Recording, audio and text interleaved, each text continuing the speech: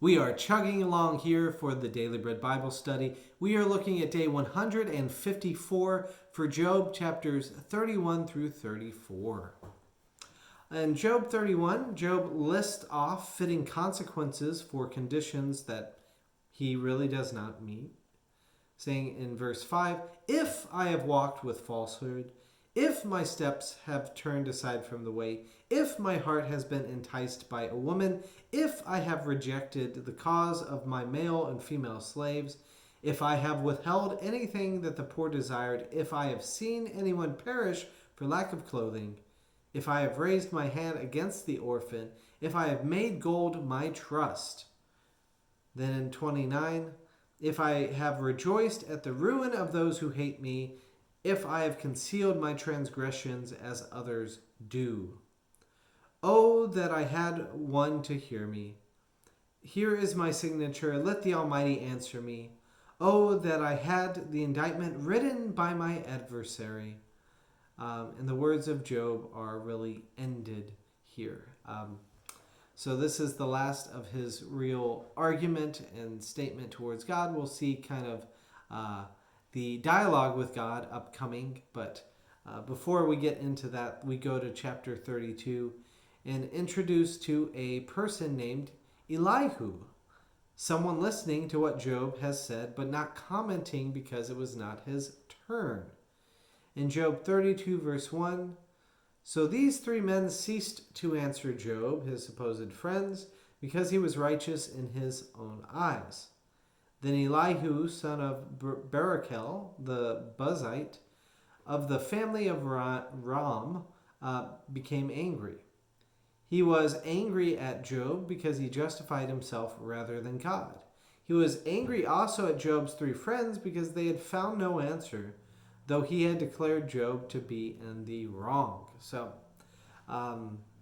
this section is notably different, and we see that Elihu's words will lead into some of God's as well too. So Elihu sees Job as justifying himself in his frustrations and venting towards God. To this point, Elihu speaks. He was hesitant to say anything on account of his youth, and Elihu speaks because he believes the words are from the Lord. So in chapter 32, verse 8, saying, "But surely it is the spirit and immortal, the breath of the Almighty that makes for understanding." Elihu sounds in some ways very similar to Job. Elihu has to vent. In verse 19 we hear, "My heart is indeed like wine that has no vent. I, like new wineskins, it is ready to burst. I must speak so that I may find relief. I must open my lips and answer." In chapter 33, Elihu then speaks towards Job in verse 12. "But in this you are not right. I will answer you. God is greater than any mortal. Why do you contend against him, saying, 'He will answer none of my words'? For God speaks in one only, and in two, though people do not perceive it." Elihu thinks that Job is incorrect, that he is not really about his righteousness of doing things the proper way, but in his attempt to get God to speak to him. That is why he is incorrect. Elihu believes he is on Job's side. His desire is to justify Job and to see Job acceptable before God again. Elihu cautions Job about saying he will answer none of my words. Could it be that God is working through Job's understanding or even Job's perception?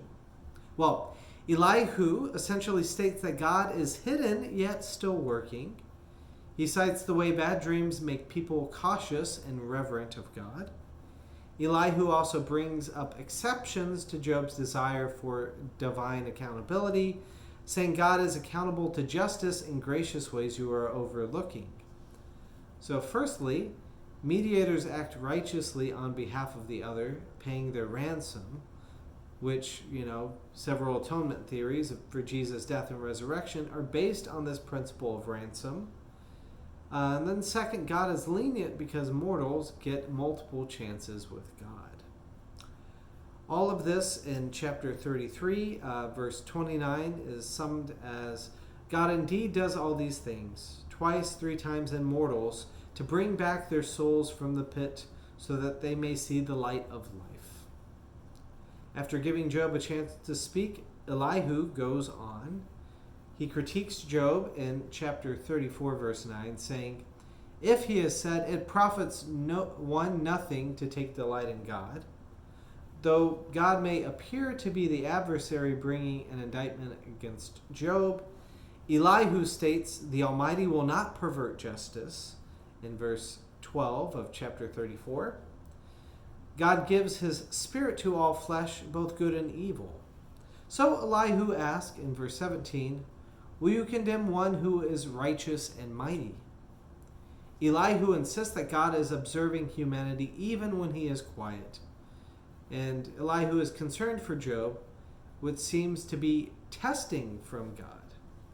So in Job 34:36, he says, his answers are those to the wicked, for he adds rebellion to his sin. He claps his hands among us and multiplies his words against God.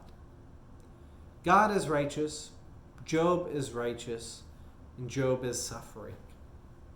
That's the challenge. How will that all be reconciled? Well, we will look more into it coming up and our second to last time in Job next time.